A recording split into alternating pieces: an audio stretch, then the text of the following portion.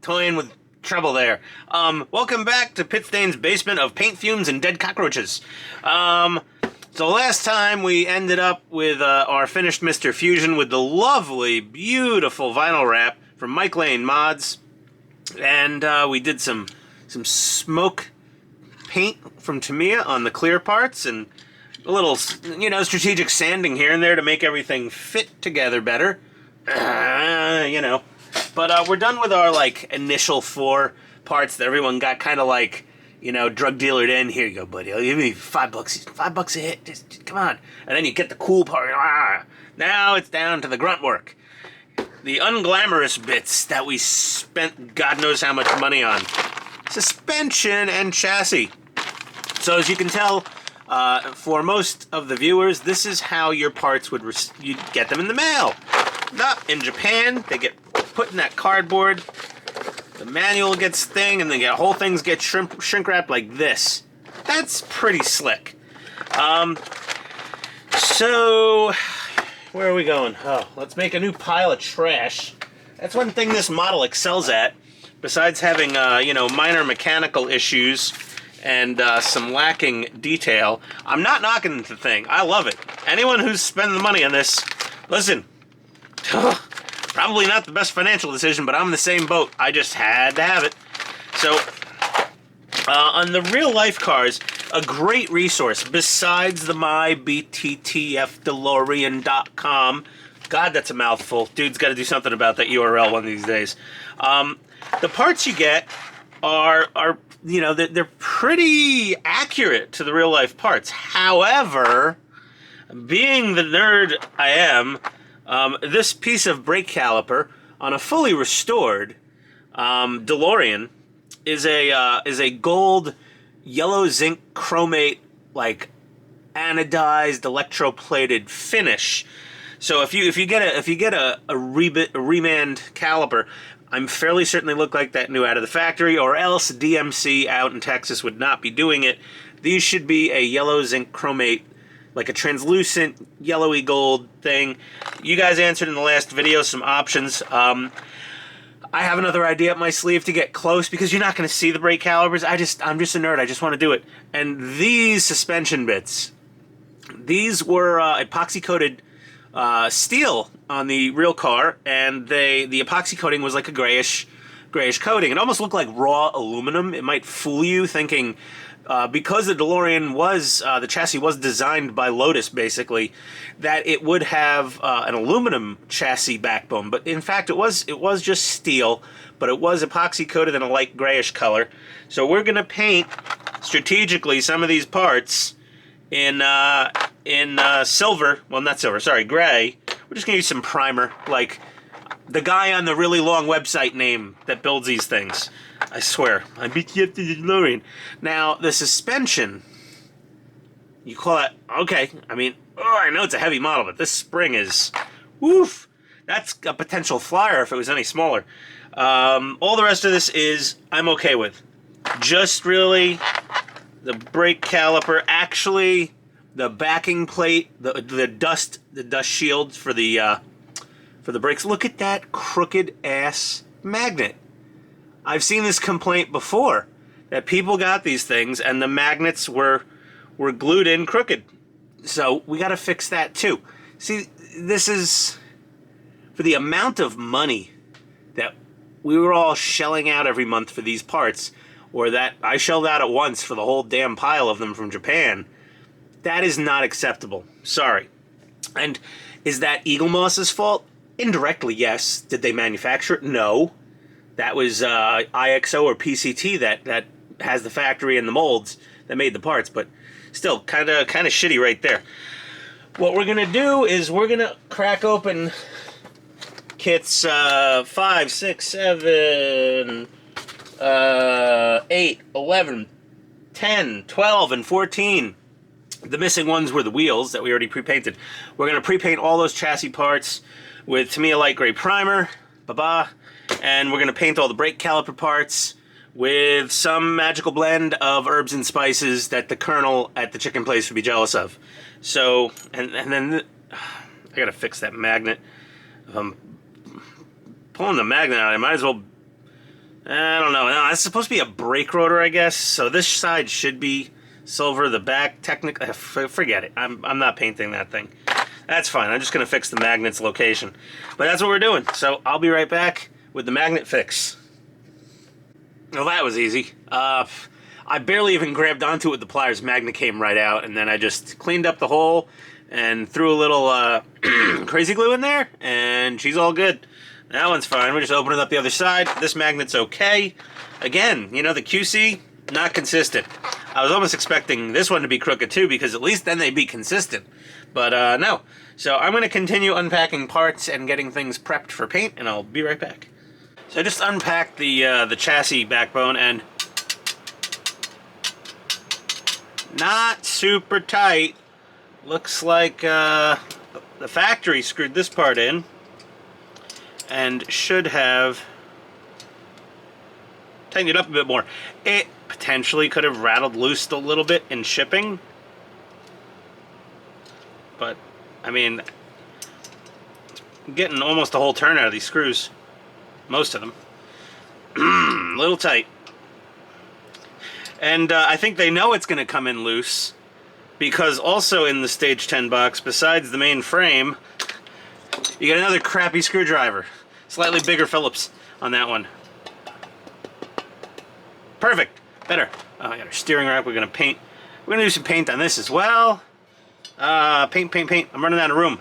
Oh, where do I put all these parts? Parts. All right. I'll find somewhere to shove this thing. Not there. Don't even say it.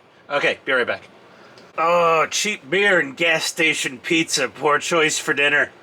Whoo boy. Okay. That being said, we've got our frame bits painted. There's more off screen. It's a lot of bits. Our steering rack. Okay, we used Tamiya X12 Gold Leaf.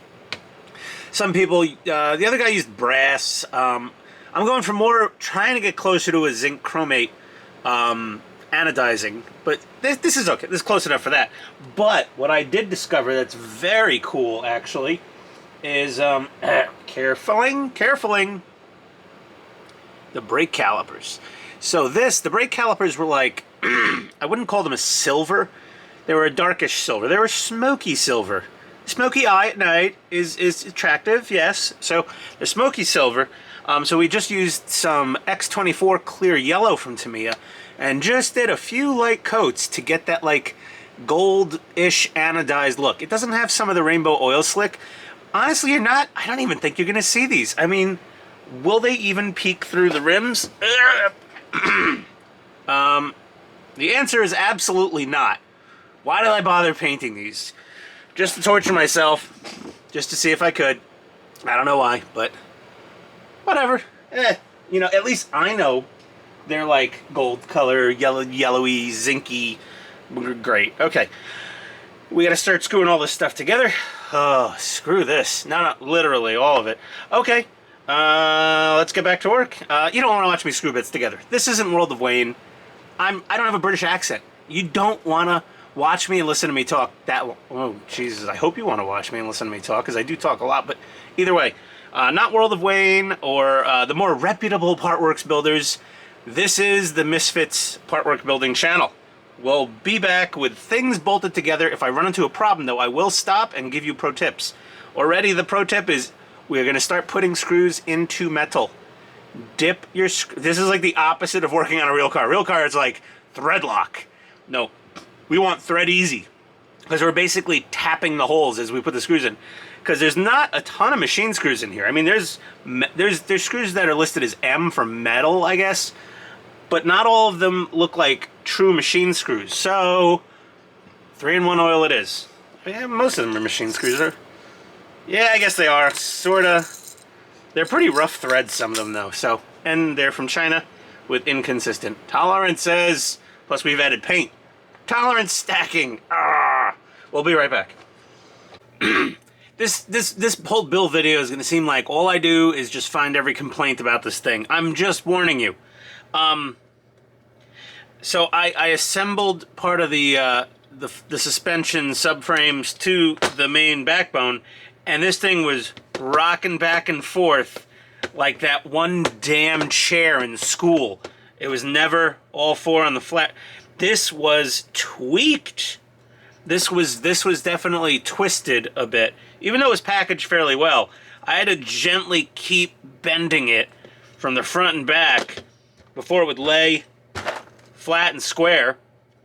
And then there's small locating pins above these two screw holes. Even my primer did not fill those holes in the way they were. They were pretty clogged. It's about a 1.3 millimeter hole. Do the conversion, I guess, but I happen to have a 1.3 millimeter little tiny hex wrench, and I just kind of shoved it in the hole and spun it around. That opened it up enough. Plus the pins on the top of this subframe, the locating pins, one of them was just boogered up right out of the box. So I had to file it a bit to just make it round again. Little things, but the twisted frame, if I didn't catch it now, this may have given us quite a bit of trouble later on. This also could be part of the reason some people's body panels don't line up just right. There's no way they can adjust them to be right. They've tried bending things up. Start with the foundation. If the frame is crooked, the whole car is crooked. Period. So what you want to do is, on a nice flat surface, is a stainless steel countertop. We've got two equal thickness, hobby cutting mats here, and just make sure there is no corner to corner wobble. And we've got all the wobble out of ours, thankfully, but that could have been a major problem. But here we go, look, we got things coming together. This is front suspension. Do not tighten knuckle, top and bottom screws, lower suspension arm, inner, lower suspension arm, upper, control arm. Do not over tighten those. Just tighten them enough so they can still move. By the way, these springs, it's like the suspension on an old Testarossa. This thing has tight springs. They're really hard. I'm gonna get some feedback from the internet folk on how they like their ride height, because if this thing's gonna ride a little high and the consensus is to like cut out a coil or a half a coil on each spring, I'd rather do that before the body starts to go on. We got that going on. We're just adding some more parts to the lower frame. I just wanted to hit you with that tip. So let's see if we get all these. Yeah, it's fine now. It's good now. You're not going to see this. That's why I didn't paint it. But yeah, that was disconcerting, to say the least. But we will be back. Alright, pause the music. Okay, so another little fitment issue, where this lower control arm fits in between here. It's a little tight. It's like too tight. So I'd suggest clearancing it, Clarence. Clarence. What's your vector, Victor? Yeah, there we go now. Snug is okay, but you don't want it like super tight. This is a kind of a fiddly part of the suspension build right here, with getting all this stuff to line up, and this is kind of a pain in the ass, and you want to get I think you want your shock or strut through there, but yeah, just so you know, you're going to have to clearance a little bit. Oh, I promised I wouldn't do video of me screwing things together. Be right back. Ooh, baby. We got our Mike Lane magnetic. Oh, those are so cool. That's so awesome. The front wheels, I took them off. I added a washer on the hub because it was, they were really wobbly. Whoa. Oh, they just go whichever way they want, and the logo, so the logo's on both sides, so whichever way the magnet wants to go in, the magnet goes in. Now, this is, yeah, no, stop it. Oh my God. Okay, I hate that. I truly and honestly despise that. It's not a bug, it's a feature. No. I don't know if they didn't use strong enough magnets or they just wanted to piss me off. But that hover flop, it doesn't even look good, you know, like, it just looks crappy. I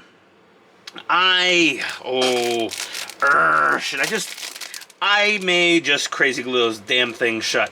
You know who doesn't piss me off? Mike Lane doesn't. Mike Lane gives you an extra magnetic wheel cap in case you lose one. How thoughtful. Honestly. I know it sounds sarcastic with a New York accent, but no, it is. It's a nice thing to do. Bravo. Bravo. Good show, old chap. Whatever you want to say. I do the British thing, I just sound patronizing, apparently. There's a huge magnet safety card in here. Apparently, the UK or the EU, there must have been some major magnet accident at some point.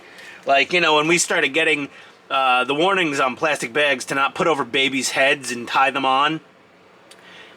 Obviously, we know what happened to cause that warning to come into effect. Baby's head in plastic bag, suffocate, legislate, warning. They got a warning on the magnets. Oh boy. If anyone knows the story of who was severely disfigured in a magnet accident, please post a link in the comments. I'm truly interested. I really do want to know. I like watching weird documentaries and crap like that. But yeah, look, we've got our rolling chassis done, and it doesn't roll very well. I don't want it to roll, okay? I want to set it and forget it, like a Ron Popeil rotisserie oven, okay? Beautiful. I don't want it rolling away. This thing is heavy and expensive, and I don't want it really moving. It's going to stay in the display case. We're going to play with the remote control and lights and stuff, and that's it. Okay, that's done. We are done with stage 15. This is part way through episode 2, part 2, whatever of the build. Like I said, I'm kind of speed building through it. I'm going to go grab some more parts and I'll be right back. So just so you guys can see a freak of nature, some people got this, but definitely Japan, because they got this kit before the United States. And yeah, it's this is what you've heard about and or seen, the incorrect automatic transmission. I was planning for this. Luckily, I did have my subscription up to about issue 40. So I have a proper issue 16 with the manual transmission. Look at those two side by side. That's a night and day difference. Yikes. Crazy, crazy. So yeah, that's we've got that. Also, issue 23 for the Japanese one had the transmission mounts for said automatic transmission. So we're not going to use those either. We're going to build issue 16 and 23 from my American parts. Still from China, obviously, but just so, yeah, look at that. I mean, it's not like, listen, you could put the car together perfectly fine. It's just, if you decide to do the crazy thing of trying to pick this monster up after it's built, look underneath it and go, look at the transmission's under there, and showing your friends, someone may, if they're big enough, they go, that looks like an automatic transmission. You know, if they're familiar with DeLorean anatomy intimately, okay, that was an interesting intimately familiar with the anatomy of the DMC-12, and that is not the correct transmission for the Back to the Future A car, my friend. Hate to break it to you. Oh, that's such a nerd flex right there. Freaking obnoxious. Alright, so let's get rid of issue 16 from Japan, and we will carry on 16 from good old USA, y'all. Alright, we'll be right back. Okay, so fun little thing I found in the Japanese kit, in part pack 18. It has this. You can go ahead and snapshot, but basically it says, too chicken or something, or anxiety, or too nervous to build, no time. We can help. We will build your model for you. Call us at DeAgostini. What the hell? I know the Japanese are busy. They work a lot of hours, but wow. They'll build it for you. Damn, that's cool. Apparently from 10 a.m. to 6 p.m. you can call them in Japan. And then it's teaching you how to use a screwdriver. This is a problem, but apparently they had to do it. They said, no diagonals. Keep that thing perpendicular. Other stuff how to hold this little suspension rod so you can screw things into it, put masking tape on pliers, and then here it says buy tap and dies to make the screws go in easier. I mean, we got our 3-in-1 oil. That seems to work pretty well. But yeah, apparently, you know, up at issue 18, people were complaining about that. I don't know what the hell this all says. I didn't bother to translate it, but that's pretty cool. We're up to issue 18. We've got this much built of the transmission engine power unit, we would call it, or drive, whatever. We're not talking about main battle tanks here. So yeah, okay, it was just a fun little thing. I'm going to keep that. That's a fun little souvenir from getting the DeAgostini parts from Japan. But, BRB. Okay, a little top tip here, I guess. Come on, focus. So, the distributor connectors at the top, it tells you to bolt this thing onto the engine intake before you put on these little tiny bits. Don't do that. Put them on first. Better yet, put a little bit of this in the hole, okay? To me, extra thin cement, because doing so actually lubricates said holes a tiny bit and helps you insert them easier if you're not doing it on camera.